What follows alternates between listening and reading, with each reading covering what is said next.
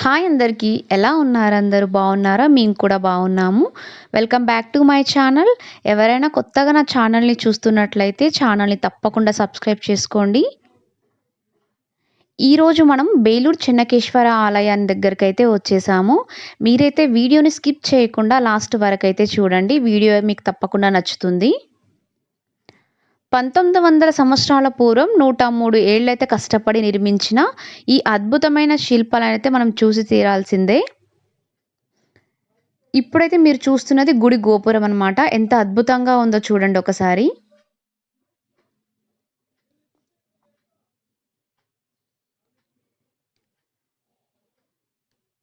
Temple బయట ఎలా ఉంటుందో ఒకసారి అయితే ఇప్పుడు మీకు వీడియోలో అయితే చూపిస్తాను.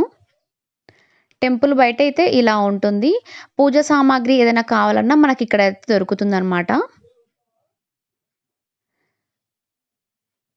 రండి ఇప్పుడైతే మనం ఆలయం లోపలికైతే వెళ్ళి ఆలయం గురించి అయితే క్లియర్‌గా అయితే తెలుసుకుందాము.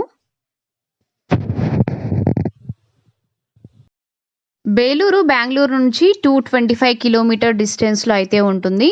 మైసూర్ నుంచి 150 కిలోమీటర్ డిస్టెన్స్‌లో అయితే ఉంటుంది. చిక్మంగళూరు నుంచి అయితే 26 కిలోమీటర్ డిస్టెన్స్‌లో అయితే ఈ ఆలయం ఉంటుంది. ఈ ఆలయం బేలూరు బస్ స్టాప్‌కి సమీపంలోనే ఉంటుంది. హోయసలాస్ నిర్మించిన ఆలయాల్లో తప్పకుండా చూడవలసినవైతే 3 ప్రదేశాలున్నాయి. ఫస్ట్ వన్ వచ్చేసి ఈ బేలూరు చెన్నకేశ్వర ఆలయం. సెకండ్ వన్ వచ్చేసి ఈ ఆలయానికి 20 కిలోమీటర్స్ డిస్టెన్స్‌లో ఉన్న హలోబీడు హోయసలేశ్వర ఆలయం. మరియు మైసూర్‌కి 50 కిలోమీటర్ దూరంలో ఉన్న సోమనాథపుర కేశవ ఆలయం. ఈ 3 ఆలయాలకైతే 3 ప్రత్యేకతలైతే ఉన్నాయి. 1117వ సంవత్సరంలో తలకాడు సమీపంలో హోయసలాస్ మరియు చోళాస్‌కి మధ్య యుద్ధం అయితే జరిగింది. ఈ యుద్ధంలో హోయసలాస్ అయితే విజయాన్ని సాధించారు.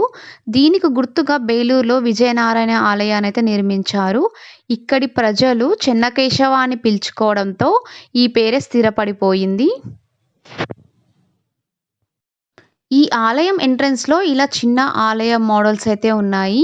ఈ పైన ఉన్న మినియేచర్ ఆలయం అయితే చాలా అద్భుతంగా అయితే ఉంటుంది. ఇప్పుడు మీరు చూస్తున్నది హోయసలస్ రాజముద్ర. ఒక బాలుడు సింహాన్ని చంపుతున్న సింబల్. ఇతడి పేరే సల. హోయ్ అంటే పురాతన కన్నడ భాషలో వచ్చేసి చంపడం అని అర్థం. హోయసల రాజ్యం ఇతని నుంచే మొదలైంది. బేలూరు 25 కిలోమీటర్ డిస్టెన్స్ దూరంలో ఉన్న అంగదిహలి అనే ప్రాంతంలో ఈ సంఘటన అయితే జరిగింది. ఈ ఎంట్రన్స్ పైన అబ్జర్వ్ చేస్తే గరుత్మంతుడు అయితే కనిపిస్తాడు. ఆ పైన నరసింహస్వామి అయితే ఉంటాడు. ఆ శిల్పానికి చుట్టూ ఉన్న సర్కిల్‌లో మహావిష్ణువు యొక్క దశావతారాలు అయితే ఉంటాయి. క్లియర్‌గా అబ్జర్వ్ చేస్తే అర్థమవుతుంది మనకైతే. ఫస్ట్ అయితే మత్స్యావతారం, తర్వాత కూర్మావతారం, చుట్టూ ఇలా 10 అవతారాలైతే ఉన్నాయి. ముందు అయితే మనం ఆలయం లోపల ఎలా ఉంటుందో చూద్దాము. తర్వాత ఆలయం బయట ఉన్న శిల్పాలనైతే చూద్దాము. గర్భగుడి చూడండి ఎంత బావుందో. గర్భగుడి ద్వారం పైన అయితే ఇప్పుడు చూద్దాము. లక్ష్మీనారాయణ అయితే మధ్యలో అయితే ఉన్నారు. కింద అయితే నాట్య శిల్పాలైతే ఉన్నాయి. ఈ నాట్య శిల్పాలకు మధ్యలో అయితే ఇట్లా గ్యాప్స్ అయితే ఉంటాయి. పక్కన అయితే వరుణదేవుని వాహనం. దేహం అయితే మాత్రం పందిలాగా అయితే ఉంటుంది. నోరు వచ్చేసి ముసలిలాగా ఉంటుంది. పాదాలు వచ్చేసి సింహంలాగా ఉంటాయి. తొండం వచ్చేసి ఏనుగులాగా ఉంటుంది. చెవులు వచ్చేసి ఆవులాగా అయితే ఉంటుంది. తోక వచ్చేసి నెమలి తోకలాగా అయితే ఉంటుంది. Combination of 7 animals. ఇప్పుడైతే మనము గర్భగుడిలో ఉన్న దేవుడినైతే చూసేసేద్దాము. లోపల విగ్రహం వచ్చేసి 9 అడుగులైతే ఉంటుంది. తిరుపతి బాలాజీ కంటే ఎక్కువ ఎత్తులో అయితే ఉంటుందన్నమాట ఈ విగ్రహం. నార్మల్ డేస్‌లో స్వామివారికి వెండి కవచాలైతే వేస్తారు. స్పెషల్ డేస్‌లో అయితే బంగారు కవచాలైతే వేస్తారనమాట. ఇప్పుడైతే మీరు వీడియోలో చూస్తున్నారు కదా! బంగారు కవచాలైతే ఉన్నాయి స్వామివారికి. అవతారం వచ్చేసి అమ్మాయిలాగే ఉంటుంది. ముక్కు పుడక ఉంటుంది. చెవులకు కమ్మలు, కాళ్ళకు కడియాలైతే ఉంటాయి. భస్మాసురుని చంపినప్పుడు జగన్మోహిని రూపం ఎత్తిన క్షేత్రం అండి ఇది. అందుకే దేవుడికి అలంకరణ వచ్చేసి అమ్మాయిలాగా అయితే ఉంటుంది. ఈమె శాంతలాదేవి విష్ణువర్ధన మహారాజు భార్య. తను ఒక ఫేమస్ డాన్సర్ అనమాట. ఈ శిల్పం సుమధుర భాసిని. దీన్ని పికాక్ డాన్స్ అని అంటారు. దీనిని క్లియర్‌గా అబ్జర్వ్ చేస్తే తన చేతి పైన ఒక పక్షి అయితే ఉంది. ఫ్రంట్ పార్ట్ వచ్చేసి చిలుకలాగా, బ్యాక్ పార్ట్ వచ్చేసి నెమలిలాగా అయితే ఉంటుంది. ఈ శిల్పం అర్థం ఏమిటి అంటే ఒక ఆర్టిస్ట్ చిలుకలాగా మధురంగా మాట్లాడాలి, నెమలిలాగా నృత్యం చేయాలి అని. తన చేతికి ఉన్న గాజులైతే మనం రొటేట్ చేయవచ్చు. చేతికి ఆ గాజుకు అయితే మధ్య గ్యాప్ అయితే ఉంటుంది.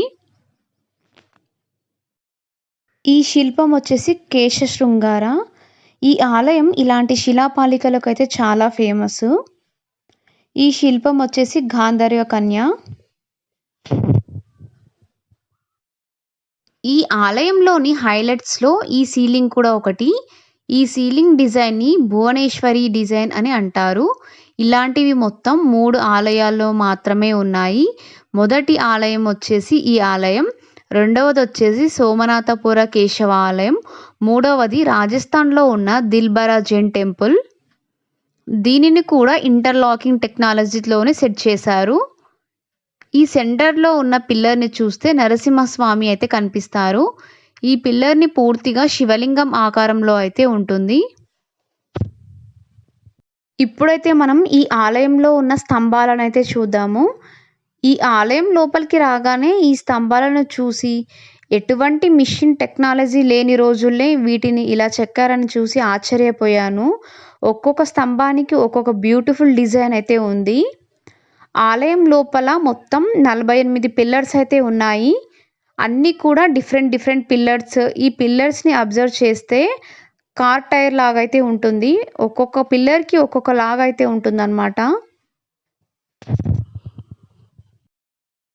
ఆలయం లోపల మొత్తం 48 పిల్లర్స్ అయితే ఉంటాయి. ఒక్కొక్క పిల్లర్‌కి ఒక్కొక్క డిజైన్ అయితే ఉంటుంది. డిఫరెంట్ డిజైన్స్ అయితే ఉంటాయి. టెంపుల్ లోపల అయితే చూసేసాము కదా! ఇప్పుడైతే టెంపుల్ బయట వెళ్ళి టెంపుల్ బయట అయితే చూద్దాము.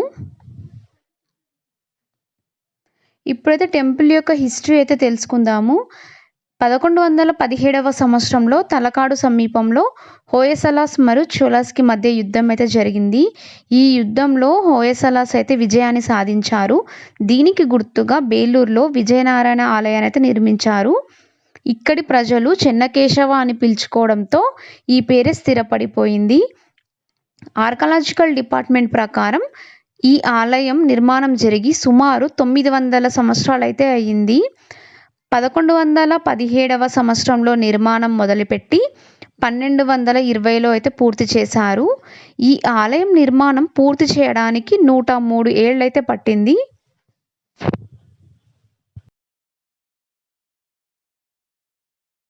ఈ ఆలయాన్ని ఒక్క రాజు అయితే నిర్మించలేదు. 3 రాజులైతే నిర్మించారు.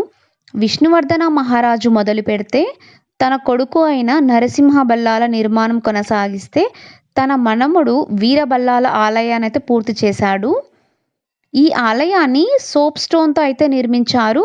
దీని ప్రత్యేకత ఏమిటంటే ఈ రాయి భూమిలో ఉన్నంత వరకు మృదువుగా ఉంటుంది. బయటికి తీసిన కొంతకాలానికైతే గట్టిగా తయారవుతుందన్నమాట.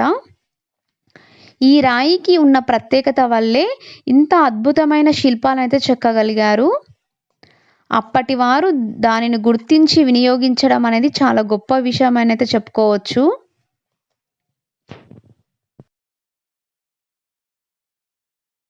ఈ ఆలయాన్ని ఇంటర్లాకింగ్ టెక్నాలజీతో అయితే నిర్మించారు.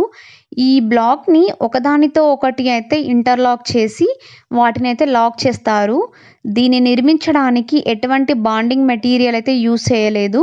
లైక్ సిమెంట్ అలాంటివైతే ఎలాంటివి యూజ్ చేయలేదు.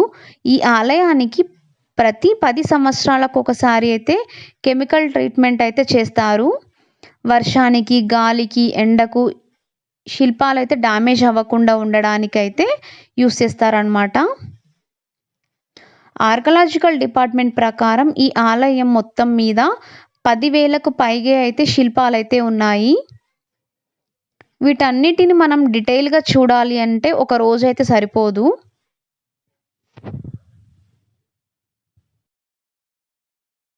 ఈ క్షేత్రం హిస్టరీ ఏమిటంటే భస్మాసురుని సంహరించేందుకు విష్ణుమూర్తి మోహిని అవతారంలో ఈ ప్రదేశంలో భస్మాసురుని సంహరించాడట. ఈ క్షేత్ర పురాణం వల్ల ప్రతిరోజు స్వామికి మోహిని అలంకరణ అయితే చేస్తారు. ఈ ప్రదేశంలో ఉన్నది విష్ణుమూర్తి విగ్రహం. ఈ మూర్తికి ప్రతిరోజు శ్రీ అలంకరణ అయితే చేస్తారు. ముక్కు పుడక, తాళి, వడ్డానము, గాజులు, కడియాలు, బొట్టు ఇలాంటివన్నీ పెట్టి అయితే ప్రతిరోజు మోహిని అలంకరణ అయితే చేస్తారు స్వామివారికి. అందుకే ఈ ఆలయంలో దర్శనానికైతే 8 గంటలకైతే అలౌ చేస్తారు.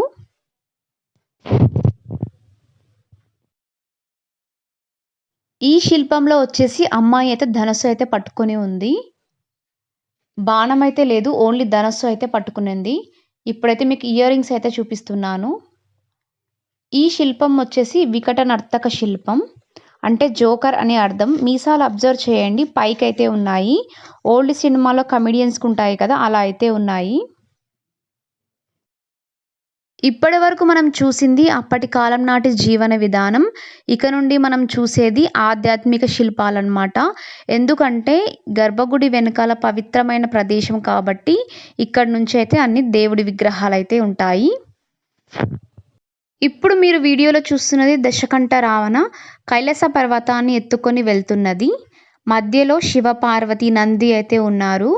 రావణుడు కూడా శివభక్తుడన్నమాట.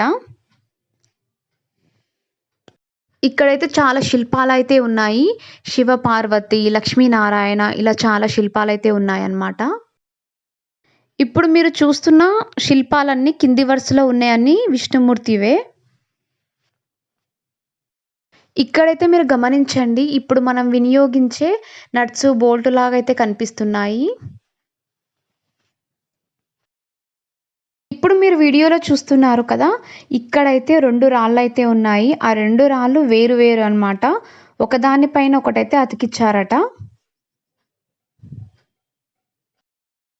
ఇప్పుడు మీరు చూస్తున్నది చిన్న మినియేచర్ ఆలయం. దీనిలో వచ్చేసి వినాయకుడైతే ఉన్నారు.